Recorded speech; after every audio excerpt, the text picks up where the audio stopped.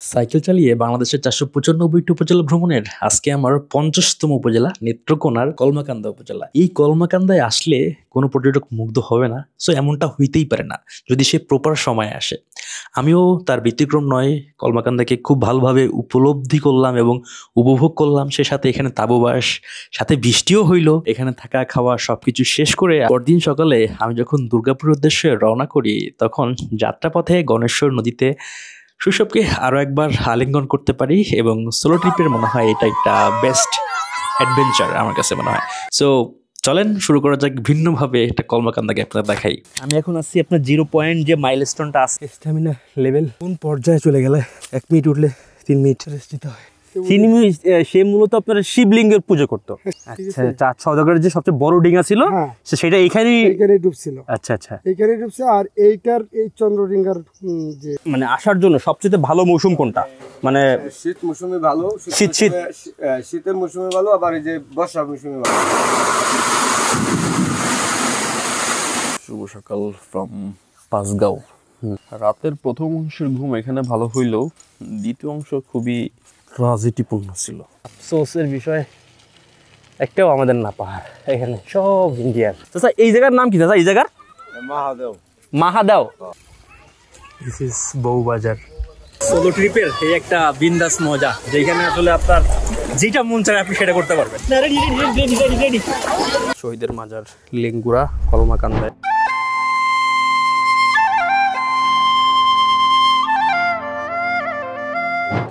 আজকে অনেকটা সকালে বের হচ্ছে, এখন কয়টা বাজে? 5:24।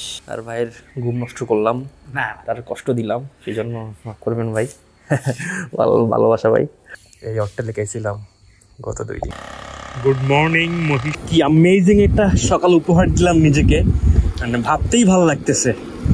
মনে হচ্ছে কত যুগ পর নিজেরা এরকম একটা সকাল উপহার দিলাম। যারা সাইক্লিং করে তাদের কাছে এই বর্ডার রোড দিয়ে চালানোর যে একটা শান্তি, তারাই বুঝতে পারে আসলে। আর এটা হচ্ছে পাঁচগাঁও নতুন বাজার।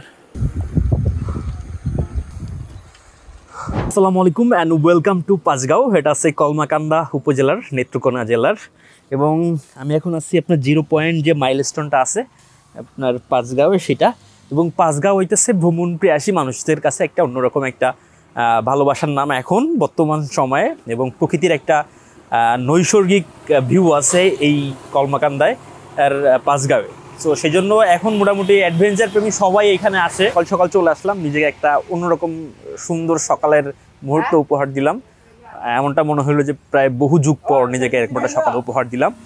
আর বর্ডার রোডের সবচেয়ে বেস্ট ভালো লাগার জিনিসটা হইতেছে যখন আপনি বর্ডার লাইনের দিকে প্রবেশ করবেন, এবং প্রবেশ করার সময় যখন পাহাড়ের যে অবয়বটা আছে আপনার সামনে ভেসে উঠবে, তখনই মূলত হইতেছে মানে অন্যরকম ভিতরটা ভালো লাগা কাজ করবে।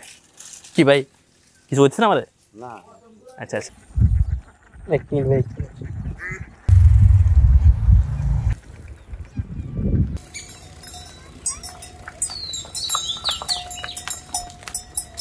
ওয়েলকাম টু চন্দ্রডিঙ্গা পাহাড়ের প্রবেশদ্বার। আমরা এখন চলে আসছি, ওই যে আমার পিছনে আছে চন্দ্রডিঙ্গা পাহাড়, আমরা এখন ওইদিকে যাব। বাট আমি এতদিন ধরে যেই ভিউটা দেখে আসতেছি চন্দ্রডিঙ্গা পাহাড়ের, সেই ভিউটার মানে প্রবেশদ্বারের যে ভিউটা দেখে আসতেছি সাইকেলিস্ট ভাইদের এবং সবার আর কি, সো সেই ভিউটা আসলে এখন আমি পাই নাই। সো সেই জন্য একটু আফসোস লাগতেছে। এই সেই গাছটা, এটা হইতেছে আপনার শিমুলতলা গাছ। হ্যাঁ, তো এটা একটু খারাপ লাগতেছে, বাট ইটস ওকে।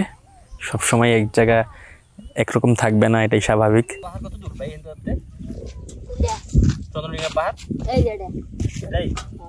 যাওয়া যায় এই জায়গায়? কোন সাইড দিয়ে?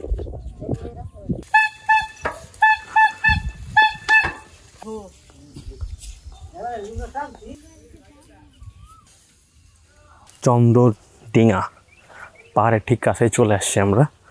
আর মূলত আপনারা পাঁচগাঁও যে 0 পয়েন্ট আছে ওইখান থেকে যে কাউকে বললেই হবে যে চন্দ্রডিঙ্গা পাহাড়ে যাব। তার 0 পয়েন্ট থেকে জাস্ট একটুখানি আপনার পশ্চিম দিকে যেতে একটা ব্রিজ বাদে, ব্রিজের ডান পাশে একটা রাস্তা আছে, ওইখানে সাইনবোর্ডও দেওয়া আছে। সো চিনতে সমস্যা হওয়ার কথা না।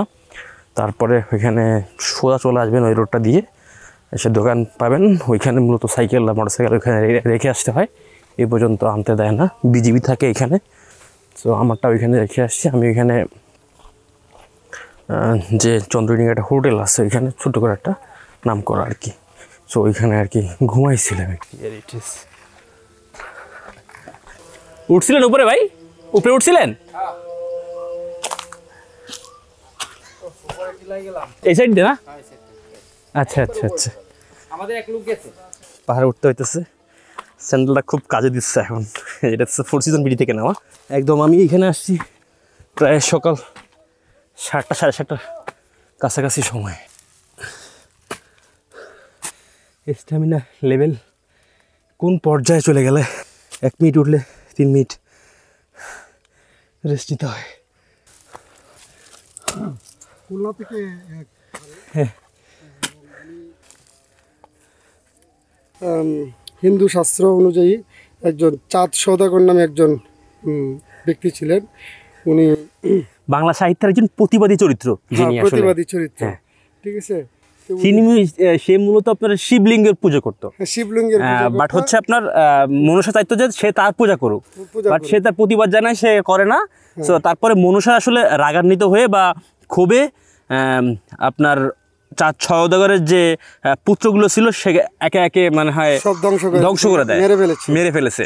অভিশাপের কারণে বা বিভিন্নভাবে অলৌকিক শক্তিতে ওনার ওই মুখনিসৃত ভবিষ্যৎবাণীর কারণে যে তোমার ধ্বংস হয়ে যাবে আমাকে যদি পূজা না করো, তুমি শিবকে করো, পাশাপাশি আমাকেও করতে হবে। কিন্তু যে এই পাহাড়ে মানে এই জিনিসটা কিভাবে? চাঁদ সওদাগর মূলত ব্যবসা করতো আর কি, ব্যবসা করতো, হ্যাঁ। বাণিজ্য করার উদ্দেশ্যে ওনার জাহাজ ছিল, বড় জাহাজ ছিল, সপ্তডিঙ্গা নাম ছিল। সপ্তডিঙ্গা, হ্যাঁ। তার মধ্যে সবচেয়ে বড় জাহাজ যেটা আমরা যারা লোকমুখে শুনছি, এইখানে এইটা মানে ডুবছিল। আচ্ছা, চাঁদ সওদাগরের যে সবচেয়ে বড় ডিঙ্গা ছিল সেটা এইখানেই ডুবছিল। আচ্ছা আচ্ছা, এইখানেই ডুবছে। আর এইটার এই চন্দ্রডিঙ্গার যে এই সপ্তডিঙ্গার যে নৌকাটা ছিল, এইটার মধ্যেই, জাহাজটার মধ্যেই এই পাহাড় গড়ে উঠছে। জাহাজটার ভিতরেই? হ্যাঁ হ্যাঁ, এইটাই আপনার বড় ছিল, সেইখানে মানে সাগরের মতন ছিল আগে, বড় জলাশয় ছিল। আচ্ছা, এইখানে ডুবছিল। এইখান থেকে সেই যে উদীয়মান হয়েছে, যে পরে পাহাড় আস্তে আস্তে ক্রমান্বয়ে এইটার উপরেই, এই জাহাজটার উপরেই পাথর টাথর পরে সবকিছু এইটাকে কেন্দ্র করেই নাকি এদিকে বড় হয়েছে। আচ্ছা, যাই হোক, আমি একটু ভালোভাবে জানলাম আর কি আজকে মনে হয়। এবং কলমাকান্দার নাম হইতেছে কলমাকান্দা, এর আগের নাম ছিল কান্দা, এবং ওই ভারত থেকে বা পলিমাটি এসে এখানে আসলে জমা হয়, এবং জমা হওয়ার পরে এখানে কলমি গাছ আসলে মূলত ওই বালি, দুইটা নামকরণ আছে। হ্যাঁ, দুইটা নামকরণ আছে। তবে তার একটা হইতেছে আপনার ওই যে কলমি গাছগুলো নাকি কাদা আচ্ছন্ন করে রাখে, সবগুলোকে জড়ায় রাখে আর কি, মানে মাটিগুলোকে ধরে রাখে। তো আস্তে আস্তে এই জায়গাটার নাম হয়ে যায় কলমিকান্দা। পরে আস্তে আস্তে মানে কালের পরিবর্তনে কলমিকান্দা থেকে চলে আসে কলমাকান্দা, রাইট? ঠিক আছে, এই হচ্ছে বিষয়। আর এছাড়াও আরেকটা ছিল যে অনেকেই বলে কমলাকান্দা। হ্যাঁ হ্যাঁ, কমলার একটা ছিল এদিকে, কারণ ইন্ডিয়ার সাথে তো বর্ডার সংলগ্ন, ইন্ডিয়াতে প্রচুর পরিমাণ কমলা হইতো। ভারতের যে সীমান্ত, বাংলাদেশের কাছাকাছি কমলা পাওয়া যায় তো প্রচুর পরিমাণে এই কলমাকান্দাতে। এই জন্য এই কলমাকান্দাকে মানুষ অনেক সময় কমলাকান্দা বলতো। আস্তে আস্তে কালের বিবর্তনে মানে এই দুইটা জনশ্রুতি আছে আর কি। যেহেতু এটা হাওয়ার অঞ্চল, এই হাওয়ারগুলোতে প্রচুর পরিমাণে কলমি পাওয়া যেত। কলমি শাক যেটাকে আমরা বলি, এখন বাজারে কিনতে পাওয়া যায়, কিন্তু আমরা অঞ্চলের মানুষ এগুলো খায় না, প্রচুর পরিমাণে পাওয়া যায়। ঠিক আছে, এখন খাই একটু, এখন সবাই জানে। মূলত এই কলমির কারণেই পলি জমা হইয়া আমাদের অঞ্চলটা ভরাট হয়েছে আর কি, উঁচু হয়েছে। তো তারপরে আস্তে আস্তে নামকরণ করা হয়, এবং এইখান থেকে একটা বেস্ট ভিউ পাওয়া যায়। যদি উপরে উঠতে পারেন, এইখান থেকে আপনার বেস্ট ভিউ পাওয়া যায়। যদিও অ্যাকশন ক্যামেরায় ভালো দেখানো যাবে না। আমরা প্রায় সর্বোচ্চ উঁচুতে উঠে গেছি। আর মনে হয় এই যে রক ক্লাইম্বিং করতে হবে এই জায়গায়। এই জায়গা তো আসলে উপরে যাওয়ার ওইভাবে কোনো নাই, সিস্টেম নাই।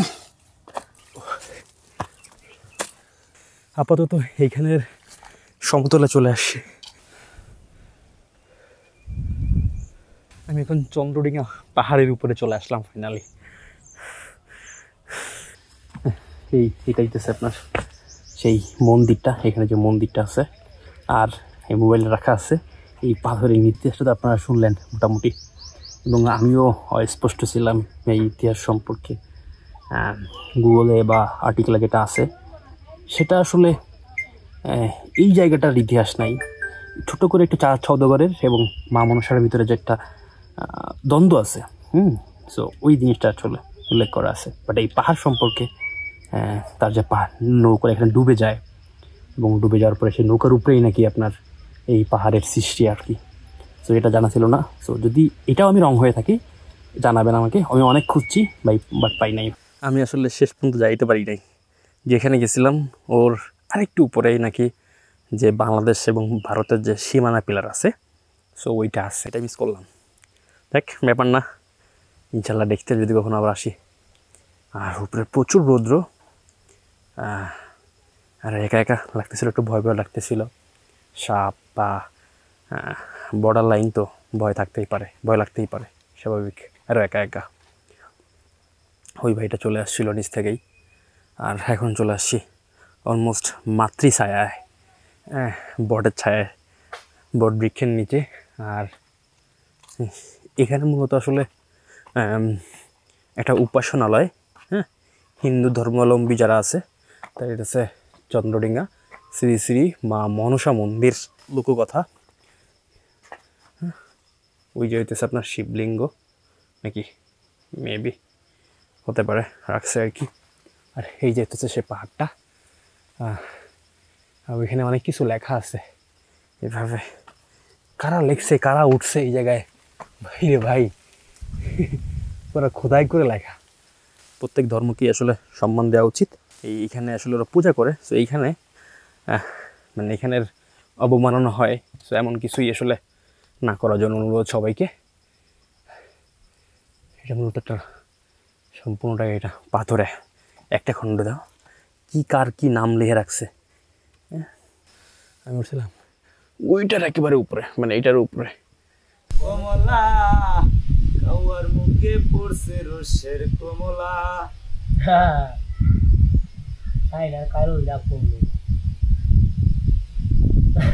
কমলা দেখিতে সুন্দর, দূরের মানুষ কাছে টাইনায় আনে দেখলে এক নজর, কি যে রসই কমলার ভিতর বাজার করছে উথালা, কাকের মুখে পড়ছে রসের কমলা, কমলা। ভাই গানটা শোনাবেন নাকি সম্পূর্ণ? গান শোনাবেন? কোনটা? এটা এটা এটা এটা পাও, এটা এক পাও চাঁদ সওদাগরের চান্দে কোথায়, আবার ওই যে চুলা আছে এটার ভিতরে আইতাম বুঝছো, এই যে এটা নৌকার উপরে সাপ আছে, ওই লত দিয়া কত গেলে মনে করেন একটা গাতা আছে, গাতার মধ্যে সাপ আছে। নৌকা কই? নৌকা এই যে এটা নৌকা, এটা নৌকা, এটা বইটা, এটা নৌকা, ওইটা বইটা। এনে 7টা নৌকা আইতাম বুঝছো, 7টা নৌকা, এক সিরিয়ালে 7টা নৌকা আছে। আর 7টা নৌকা 7 জায়গাতে, এনে একটা, আরেকটা আছে বনাতি তীরের দিকে, আরেকটা। তার মানে এটাই মানে মূলত নৌকা, নৌকার উপরে এই হয়েছে না পাথর সিস্টেম আর কি, নৌকা হয়ে রয়েছে, এটা নৌকা, ওইটা বইটা সিস্টেমে। আচ্ছা আচ্ছা, আস্তে আস্তে পাথর হয়ে গেছে নাকি? আগে এটা আসছিল মনে করেন হীরা, হীরা ছিল। হীরা মানে পরে বানাইছে রূপা, তাও মানছেন নাগা, পরে বানাইছে লোহা, তাও নাগা, এখন বানাইছে পাথর। ও আচ্ছা আচ্ছা আচ্ছা, বুঝতে পারছি। হ্যাঁ হ্যাঁ, বুঝতে পারছি বুঝতে পারছি। যদি আপনারা এখানে আসতে চান, এখানে আসার বেস্ট সময় আমার কাছে মনে হয় বর্ষা মৌসুমে, তখন সজীবতা আরও ভালো থাকবে এবং পাহাড়ের থেকে ঝর্ণার, পাহাড়ের যে মায়া কান্না, বুক চেরা কান্না, ঝর্ণা বের হয়ে যখন প্রবাহিত হবে এই ঝিরি ধারা দিয়ে, এবং এই পাহাড়ে যখন আপনার সবুজের ছেয়ে যাবে, মানে এখন তো আপনার একটু হইলেও বাদামি টাইপের আছে, তখন আসলে স্বপ্নের মতোই মনে হবে যে কমলাকান্দা এরকম একটা জায়গা। ভাই আসসালামু আলাইকুম, ভালো আছেন? আপনার মনে হয় আমি দেখছি কয়েকটা ভিডিওতে। এইখানে মূলত আপনার খাওয়ার ব্যবস্থা কি আসলে যখন মানুষজন আসবে? আসলে আপনি তো মনে হয় আছেন দূরের থেকে আসতে, তো অর্ডার দিলে আমরা, অর্ডার বলতে আসার পরে অর্ডার দিলে হবে নাকি? আসার পরে দিলে হবে, আর আগের থেকে তো নাম্বার দেওয়া আছে। আচ্ছা আচ্ছা আচ্ছা, ওই নাম্বারে আমার শুনবে, তাহলে আমি আগের থেকে খাবার কি খাবে সে অনুযায়ী রেডি করে রাখবেন। আচ্ছা আচ্ছা, আর থাকার ব্যবস্থা তো নাই? থাকার ব্যবস্থা আছে, আবার পাঁচগাঁও বাজারে আছে, আর সামনে একটা বোর্ডিং আমরা নতুন করতেছি। বোর্ডিং করতেছেন? ওই বোর্ডিং ওই যে আপনার শিমুল গাছের পাশেই পাশে আপনারা করতেছেন? মানে আসার জন্য সবচেয়ে ভালো মৌসুম কোনটা? মানে শীত মৌসুমে ভালো, শীতের মৌসুমে ভালো, আবার এই যে বর্ষা মৌসুমে ভালো। বর্ষা মৌসুমে ঝর্ণা থাকে, আর শীত মৌসুমে আপনার যুগটুক থাকে না। আচ্ছা আচ্ছা আচ্ছা, জায়গায় ঘুরতে পারা যায়। আর ঝর্ণার পানি থাকে তো মূলত বর্ষায়, ঝর্ণায়। গুরুত্বপূর্ণ ইনফরমেশন দিল, এটা সবার জানার প্রয়োজন। এখানে আসলে মানে মহিলারা আসলে ওয়াশরুম ব্যবস্থা আছে, বাইরের দোকানেই। আর এই চন্দ্রডিঘা পাহাড়ের পাশেই আর কি। ভাই নাম জানি কি বলছিলেন? তাজুল ইসলাম। তাজুল ইসলাম না ভাই? আর আমি দেখছিলাম যে এইখানে সবাই খাবার টাবার দিচ্ছেন। হ্যাঁ আমি দেখছি। তো সেই অনুযায়ী আস্তে আস্তে করে ডেভেলপ করা হচ্ছে। আর হচ্ছে আপনার ক্যাম্পিং এর জায়গা হইতেছে এইখান থেকে দেখা যায় বলে ওই উঁচু জায়গাটা, ওইখানে গেলে সমস্যা নেই, দেখাই দিব। যদি আপনারা আসেন তাবু টাবু নিয়ে আসেন, ভাইয়ের সাথে ভাইয়ের নাম্বার দিয়ে দিব, আপনারা কন্ট্যাক্ট করে নিয়েন আর কি। হ্যাঁ, এখন জিরিপ পথ দিয়ে আগাচ্ছি গোসল করার উদ্দেশ্যে, এই রোড দিয়ে। এবং এইখানের দারুণ একটা ড্রোন ভিউ দেখছিলাম আমি, যতটুক মনে করতে পারতেছি। হ্যাঁ, এবং এখানে যে ঝর্ণাটাও আছে এটা ইন্ডিয়ার ভিতরে নাকি।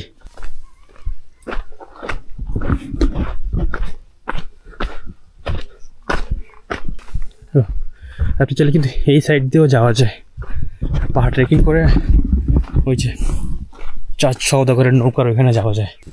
ভিডিও দেখে যতটুকু গেস করতে পারি আমি, সবাই এইখানে এসে গোসল করে, যে এইখানে পানি পড়ে প্রচুর, এইখানে এসে গোসল করে। যদিও মূল ঝর্ণা মনে হয় ভিতরে।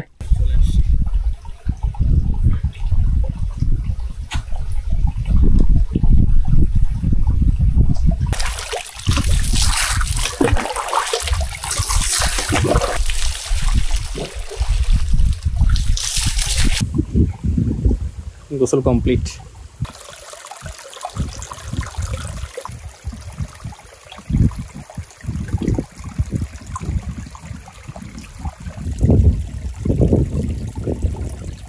গোসল শেষ করলাম এবং আসার পথে খেয়াল করলাম যে মাইলস্টোন আছে ইন্ডিয়ার, এটাই একেবারে শুরুতে। এতক্ষণ ইন্ডিয়ার ভিতর থেকে গোসল করে এইমাত্র আসলাম আর কি। আমার সারাদিনটা কাটছে এই ঘরে। সকালে আসার পর থেকে ওইখানে ভাইয়ের সাথে কথা বললাম, ভাই দেখে আমাকে মনে হলো যে ক্লান্ত। ভাই বলে যান এখান থেকে রেস্ট নিতে পারেন। সো এখানে রেস্ট নিলাম সকালে, এবং ঘুম থেকে উঠে চন্দ্রনাথ পাহাড়ে গেলাম, এবং তারপর গোসল করে এসে আবার এখানে রেস্ট নিলাম।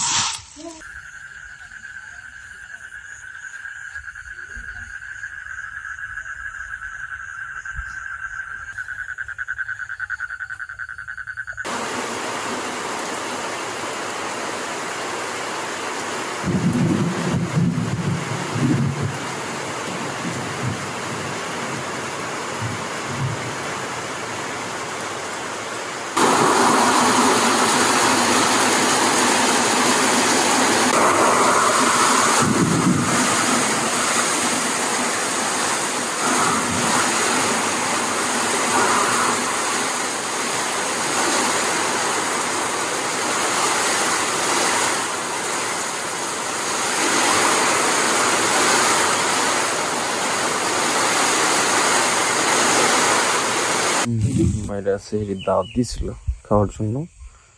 তো বাইরে আসলে এরা আসলে রোজা রাখে না কেউই এই আশেপাশে, বুঝতে পারতেছি সবই অন্ধকার, কারণ আমার তো 15 মিনিটের মতো সময় আছে। তো গতকালকে ডাক দিলাম, গতকালকে বলছিল, সেই জন্যই মূলত ছিলাম, আমি থাকতাম না এখানে।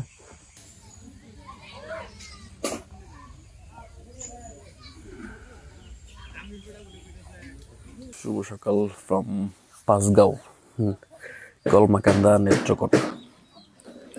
রাতের প্রথম অংশের ঘুম এখানে ভালো হইলেও দ্বিতীয় অংশ খুবই ট্রাজেডিপূর্ণ ছিল। যেমন আমি গত রাত্রে ওয়েদার চেক করছিলাম, ওয়েদার চেক করার পরে এই কোনো বৃষ্টি নাই এইখানে আর কি। এবং তখন আমি শুধু যদি টেন্টের এই লেয়ারটা দিছিলাম, কারণ একটু গরম ছিল হালকা, সমস্যা হওয়ার কথা ছিল না।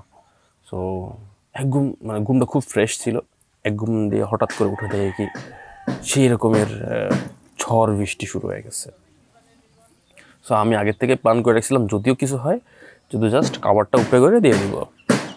সো যেই করা সেই কাজ দেওয়ার পরেও মানে বাতাসের যেটা বেগ, এই মনে করেন যে ঠেলেই নিয়ে চলে যাইতেছিল এই। তো সব মিলায় তারপরে এই সাইড থেকে মানে বানতে যায় একটু সমস্যা হয়ে গেছিলো, যে প্লাগগুলো আছে প্লাগগুলোর সাথে দড়িগুলো বানলাম। এই এক সাইডের যে ওয়াটারপ্রুফ কাভারটা হালকা উঁচু হয়ে যাওয়ার কারণে এইখান থেকে হালকা পানি আসছিল নিচ থেকে আর কি, নিচ থেকে এই জায়গা থেকে একটু পানি এই সাইড থেকে পানি আসছিলো ওই পাশের যে সেচটা দিয়ে। তারপরে গামছা দিয়ে রাখছিলাম, সব শুকাই টুকাই গেছে। বৃষ্টি বেশিক্ষণ হয় নাই, বাট খুবই ভয় পেয়ে গেছিলাম। আচ্ছা যখন বৃষ্টি হয় মানে তো যখন উঠছিলাম আর কি, সব কিছু শেষ হয়ে যাওয়ার পরে খুব পানি তৃষ্ণা লাগছে। এখন হতেছে গেলাম পানি আনতে, যেই পানি আনতে গেছি এত জোরে মানে বাস পড়ছে, আমি ভয় পেয়ে গেছি পুরো। আমি ওই জায়গায় হয়ে বসেছিলাম, তারপরে দৌড় দিয়ে চলে আসছি এর ভিতরে আর কি। এই হইতেছে অবস্থা। এখন ভাবছিলাম আজকেও সকাল সকাল বের হব, তা আসলে বৃষ্টির কারণে দেখলাম যে মাটি ভিজা আছে, সেই জন্য হয় নাই।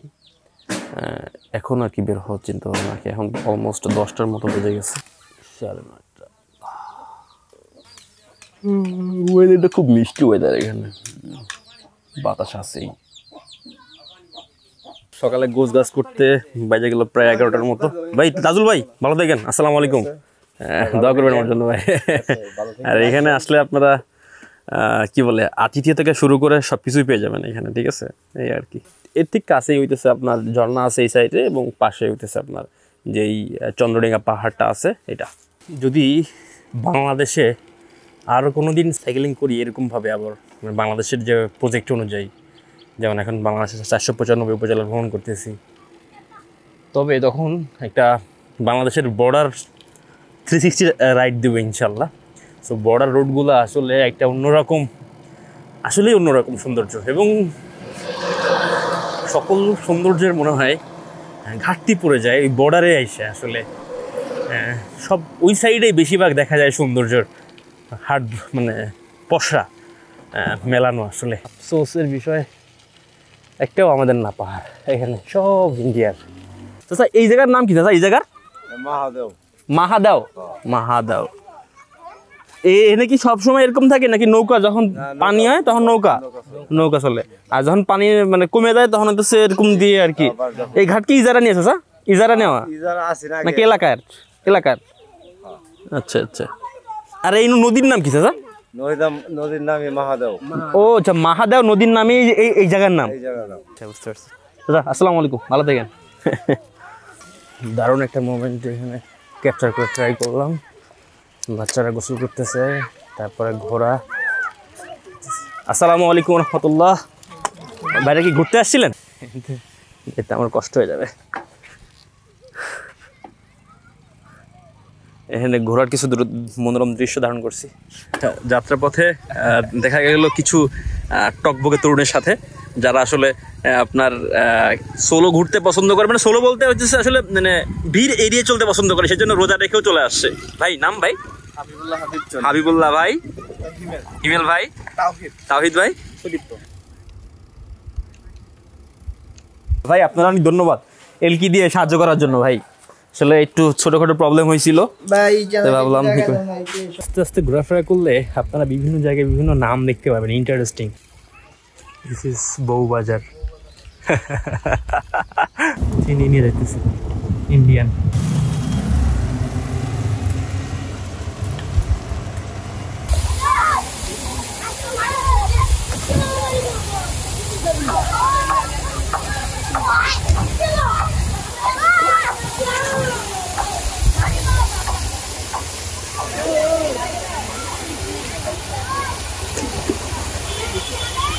করতে খুব মন চাইতেছে। রেডি 1 2 3। সোলো ট্রিপের এই একটা বিন্দাস মজা, যেখানে আসলে আপনার যেটা মন চায় আপনি সেটা করতে পারবেন। আমি এখানে একটু জাস্ট লাইক সুইমিং পুলের মতো আছি। আর এটা হচ্ছে গণেশ্বর নদী না? ভিডিও হইতেছে গণেশ্বর নদী আর রাস্তার আবার ড্রাম যাওয়ার পথে যে একটা দারুণ দৃশ্য দেখলাম, এগুলো দেখা আর পারলাম না নিজের আটকায় রাখতে।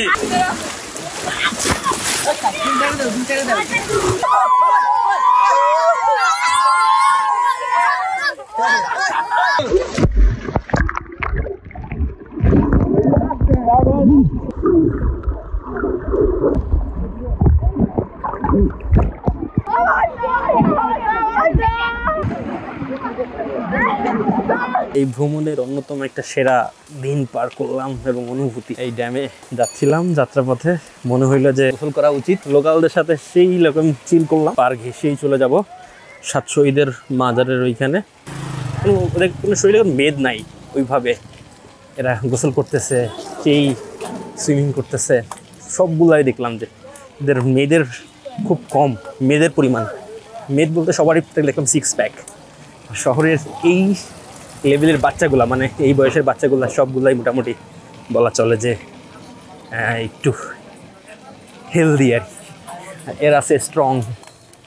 নদীর পাশ দিয়ে যে বাজারের পাশ দিয়েই আপনি যেতে পারবেন। মাঝে মাঝে কন্টেন্ট ক্রিয়েটর হওয়ার এই একটা প্যারা, মাঝে মাঝে আপনার মাইক্রোফোনের সাউন্ড পায় না।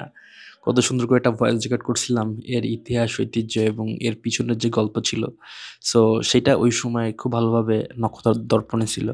আর আজকে এডিট করতেছে প্রায় 5-6 মাস পরে ভিডিওটা। দ্যাটস ওয়াই হইতেছে এটার কিছুই মনে নাই আমার, আবার গুগল করতে হবে। সো অলরেডি 2 ঘন্টার ফুটেজ নিয়ে আসি আপনার 26 মিনিটে। এখন যদি আবার এটা করতে চাই, মূলত আমার জীবন শেষ। আর এটা হইতেছে 1971 সালের 26শে জুলাই। হ্যাঁ, মূলত এই 7 জন এখানে শহীদ হয় এবং পাশেই আছে আপনার, একদম পাশেই ইন্ডিয়ার বর্ডার। শহীদের মাজার লেঙ্গুরা কলমাকান্দায়ের সংস্কারের কাজ উদ্বোধন করেন ডক্টর মোহাম্মদ মুশফিকুর রহমান। 1971 সালের সমাধি, 2017 সালে এই কাজগুলো সম্পন্ন করা হয়।